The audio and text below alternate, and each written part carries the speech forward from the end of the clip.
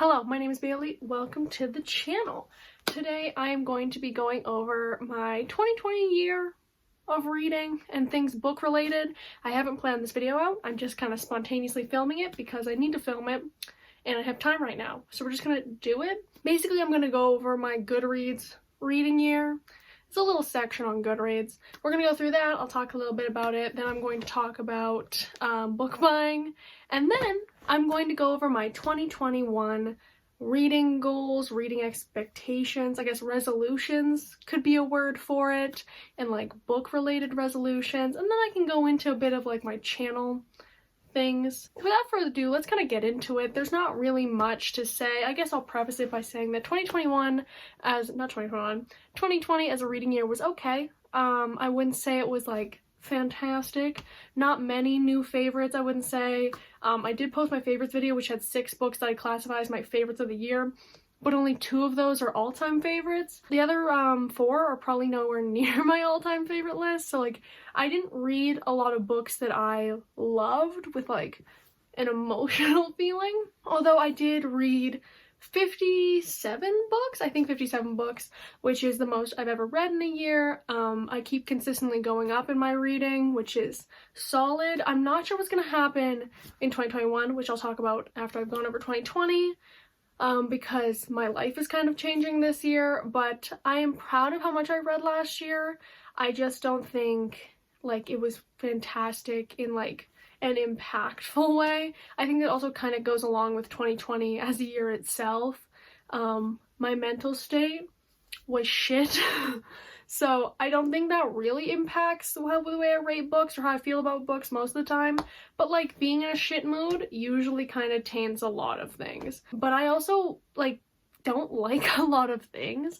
And that sounds weird to say, but like I pick things up that I think I'm going to like, but don't end up liking. Like a lot of people are like, oh, I don't rate a lot of things 1 star because I only pick up things I'm interested in.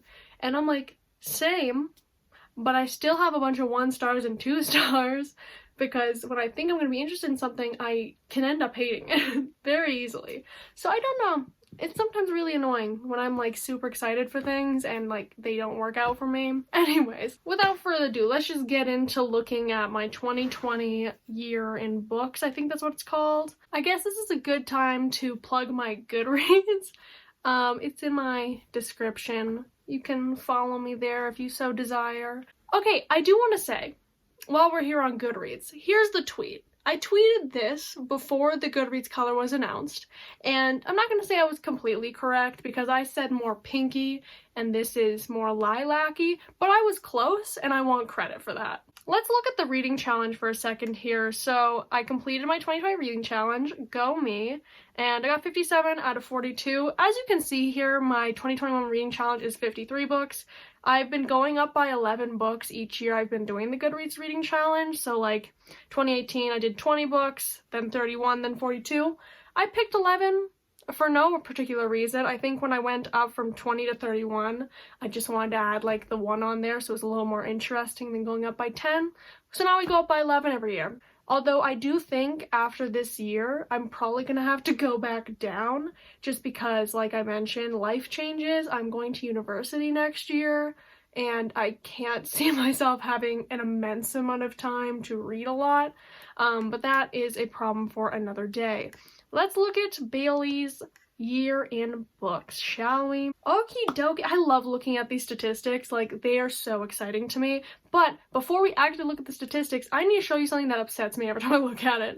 Look at the book. Like, it's not, like, look, it's not okay.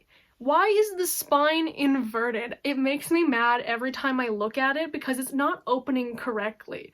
That spine is inverted. Have you ever seen a book open like that? Do I have a book near me? Like, look at this. I'm opening the book. The spine is here. It's here. Why is the spine inverted on that book? I don't know. It upsets me every time I look at it. But let's look at the actual stats. So, over 57 books, I read 17,427 pages this year. I can't really tell you if that's that good. I don't read particularly long or short books. I kind of read like a mixture of lengths, so it kind of comes out to be like the average 300 pages. I think we'll see that lower down. So I can't tell you if that's particularly good, but I'm kind of proud of that. That's a pretty big number to me.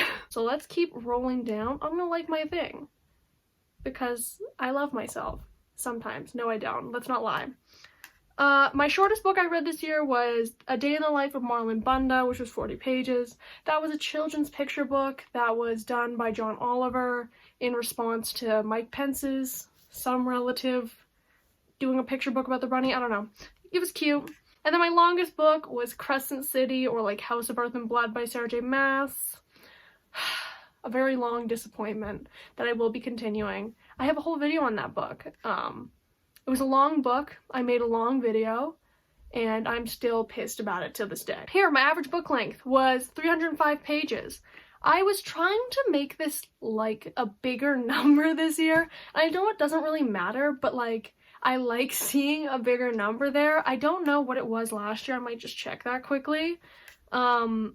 So yeah, it was a little bit lower. It was under 3,300 last year. And I wanted to be above 300 this year just because it kind of annoyed me. And it's above 300, not by much, but still above. Yeah, there's like, it's just like that innate sort of value of longer books, I guess. Like it feels like more of an achievement. I know that's dumb, but it's just like kind of this ever-present little voice that says like read longer books, it looks better on you, which is just dumb, but what can you do? My most popular book I read was The Great Gatsby. Not surprised, it's a classic. The least popular was Just in Case. That was the pandemic threesome book.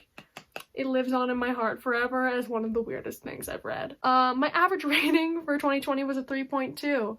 That is actually better than I would have thought. I don't rate things very highly. Like, to get a 5 from me is kind of hard these days. And to get high ratings, because I'll give out 2s and 1s pretty liberally. Like, if I don't like you, you're a 1 or a 2. So a 3.2 is not that bad.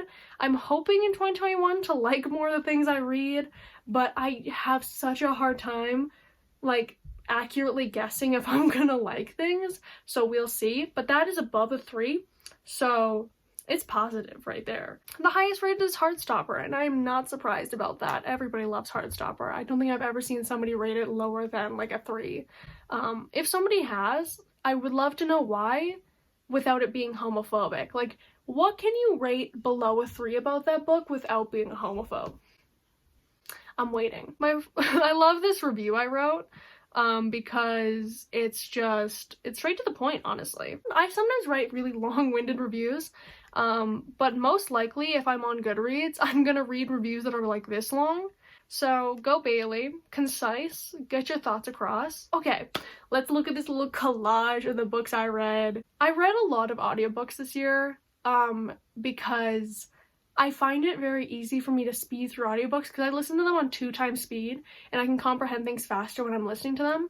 And I also don't get into slumps with reading with audiobooks, so I read a lot more of them. So a lot of these are audiobooks. A bunch of these actually aren't audiobooks, but majority probably are.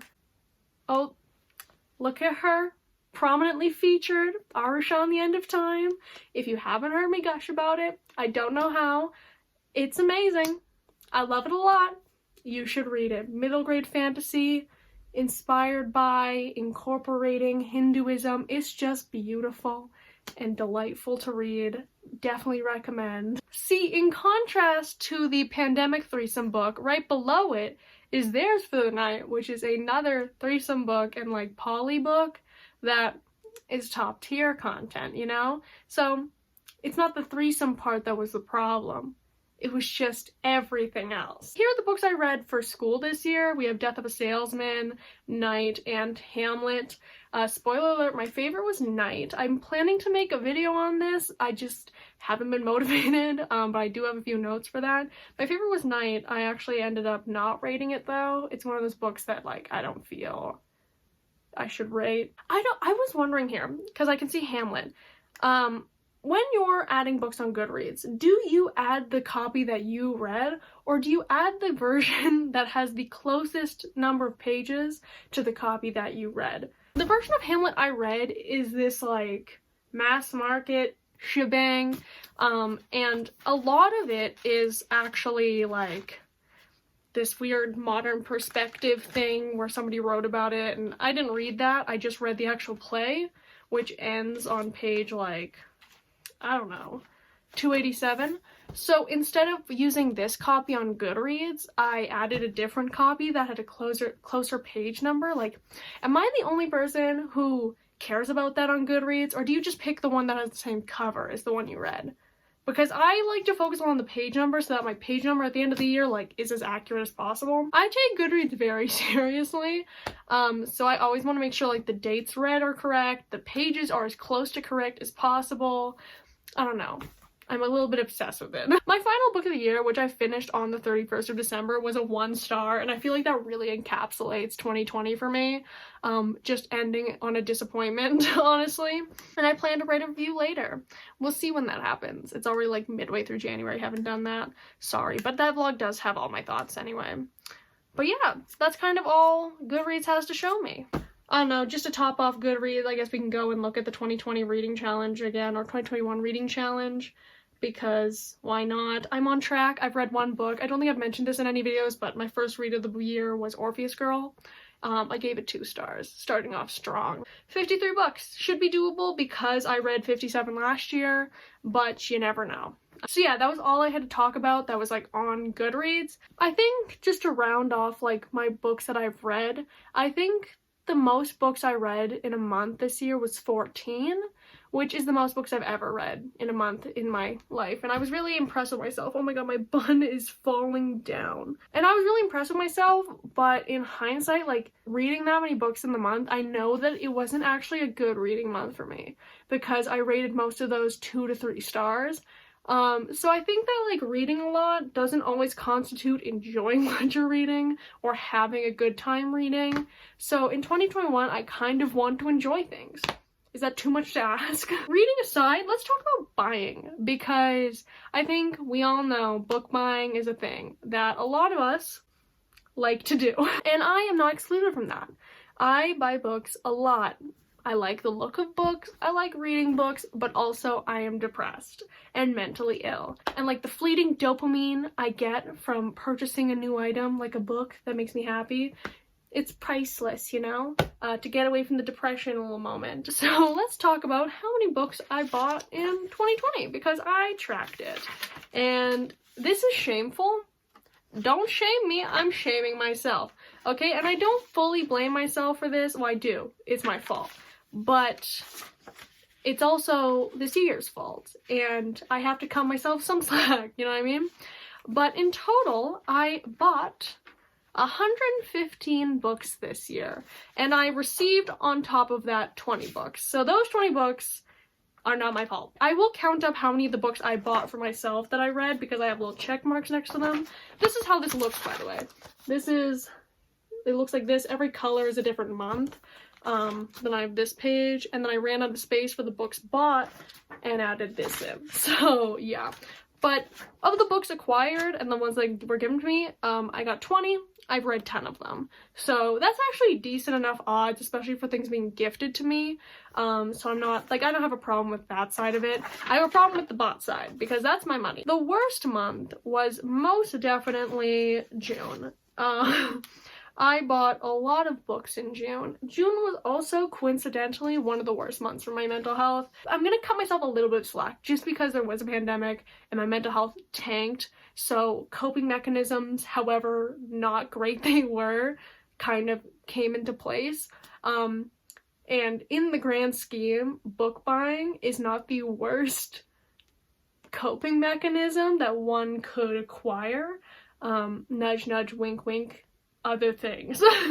So I'm not gonna like beat myself up too much about this, but it is a little bit upsetting, because just thinking about all the money I could have spent on other things just like hurts me internally. And I do plan to reform this in the new year, because this is just kind of unacceptable. Because I was starting off the year buying like 9 to 10 books a month and reading about 3 of them within like that month or the next one. And that's fine to me, like, sure, whatever. Still a little bit outrageous, but fine. And then as soon as, like, lockdown happened, there was just a direct spike in my book buying. I think the month that I bought the least amount of books was August, and that was because I was so depressed I couldn't get out of bed. So maybe being more depressed is the solution. So out of the 115 books I bought this year, I've read 24 of them. I'm trying to justify this, but I really can't. Like, it's really upsetting to me.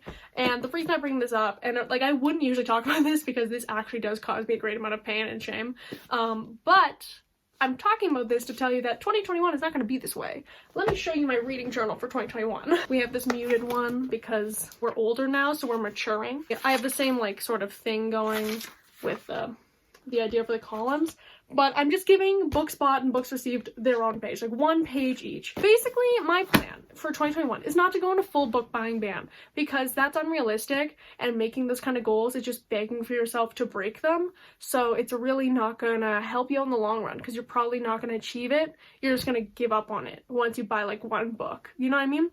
So what I've done is that every month I'm going to allow myself to buy 2 books.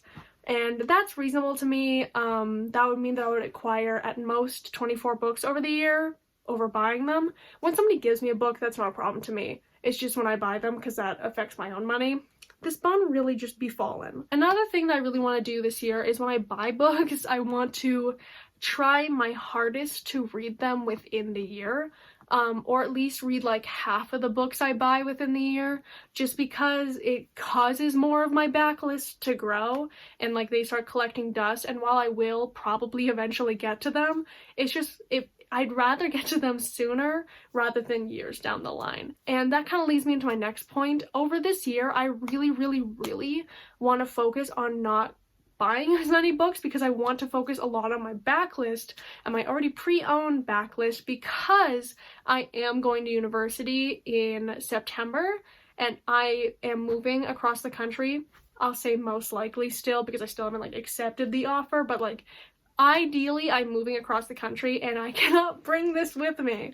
So I am going to try my hardest to read as many of these before I go, just because, like I said, I can't bring them. I'm gonna have to probably move mostly to audiobook and ebook, and like bring only a few physical books, or only really acquire a few physical books while I'm gone. I want to make sure that I'm not adding to this without also consuming some of this, you know what I mean? Also, look at this shelf. This shelf is overflowing. Like, there's stuff piled here. Don't look at my Coke can or my trash. There's just stuff piled on the shelves, and I can't actually organize it and make it look nice or anything, because it's just overflowing with books. I know I'm going to read these at some point. It's just that watching them sit and collect dust and not get to be appreciated hurts. And the fact that with going to university, I'm not going to be able to appreciate them, and nobody's gonna be able to appreciate them for so long, hurts me. So I want to make sure that I try my hardest this year to give them the love they deserve, because they were not written or published or printed to sit in a pile teetering on the edge of a bookshelf. So yeah, that's like the biggest thing for me in 2021 is book buying and book reading and being more conscious of my belongings and, you know, reading them. Okay, let's just quickly go over my 2021 reading goals, because I have a few. First off, obviously, to finish my Goodreads reading challenge, 53 books. Next up, I have finished 3 series. That includes trilogies and beyond. I don't really include duologies because it's only 2 books, but trilogies I count as series for this. I start a lot of series. I do not finish a lot of series, and that's a problem. Most notoriously, I have not finished Throne of Glass. I read up to Empire of Storms, have not read Assassin's Blade, Tower of Dawn, or Kingdom of Ash. It's just frustrating because now I have to reread the whole series because I waited so long. So I want to stop waiting so long to finish series so I don't have to like reread them. Ideally, I don't want to start too many more series until I have finished a few of the ones I currently have under my belt. I'm going to skip ahead a few points and just point out that another one of my goals is to finish the Throne of Glass series. I am so sick and tired of this series sitting on my shelf slightly unfinished. So I do plan to reread the books this year and finally finish Kingdom of Ash. I would ideally want to reread one each month starting January or February, just so that I can get Kingdom of Ash, which is like an 800 or 900 page book, out of the way before I go to university, which I keep saying. I'm already annoyed with myself. My two other goals for this year is to participate in the Buzzword Readathon every month. It's like monthly this year, so there's a word each month, and technically it takes place over the first week of the month, but I'm just gonna extend it to exist over the whole month for me. I thought it would be just kind of like a fun challenge, and again, could maybe get me reading some random titles off of my backlist or my pre-owned backlist that I wouldn't have otherwise picked up. So that's kind of the plan. I know that the word for this month is dream, and I can't really figure out a book to read for that except for Strange the Dreamer, but I DNF'd that last year and I don't really want to pick it up right now. I can't actually find a lot of books with dream in the title, but dreams are always like a thing in like fantasy, and especially YA fantasy. Like think about ACOTAR. How many times do they say dreams, the dreamers, the court of dreamers, da da da da da? Why is there no dream in the title? I don't know what the words for the rest of the months are. Like I don't know off the top of my head, but I will probably bring that up in videos to come. And then my last goal is to reread a favorite. I don't reread things a lot, and I don't know, I thought it'd be interesting to maybe like try and reread something that I know I already like this year. There's a lot of things that could be. I've got like a few options in mind. Reread a favorite to me just says like, hey, Bailey, calm down with hating everything you read and reread something you know you like, because you're hard to please. That's all I have for 2021 reading goals. Really, the main ones are to not buy books and read my backlist and maybe enjoy things. That's it. And to finish Throne of Glass because it's hurting my soul. To finish off this already probably very long video, I'm so sorry guys, I'm going to talk just briefly about BookTube. You know, it's gonna get into that subscriber count thing, and I'm gonna talk about this briefly. I am a channel that grows very, very slowly. I have since gotten over the kind of jealousy and like upsetness that brings, because I'm a human, and I'm a young human at that. I feel jealous and I feel upset sometimes about it, but I've kind of, especially over 2021, kind of learned that it's not really something to be upset with, especially like YouTube. Some channels get picked up, some do not, and my channel has like a steady growth. It's not one of the ones that like got picked up by the algorithm at 200 subscribers and grew to 2,000. I've been very consistently growing for a hot second. I've been on BookTube now consistently for 2 years, and I'm at 680 something subscribers. It's like 87 right now, and I'm happy with where I'm at, and I've kind of learned to, not even learn to, but I've started to realize that like growing a steady following of people who want to watch my content is really satisfying, because when you see somebody engaging with your content because they want to and because they're going out of their way to, it's a lot more actually rewarding. And that's not to shade anyone. I used to, when I was in like the 300 subscriber range, I was approached by a group to do one of those, like, what are they called? I don't know what to call it, but like basically you're all in a group and you share your videos and like everyone likes and comments on everyone's videos to help boost them.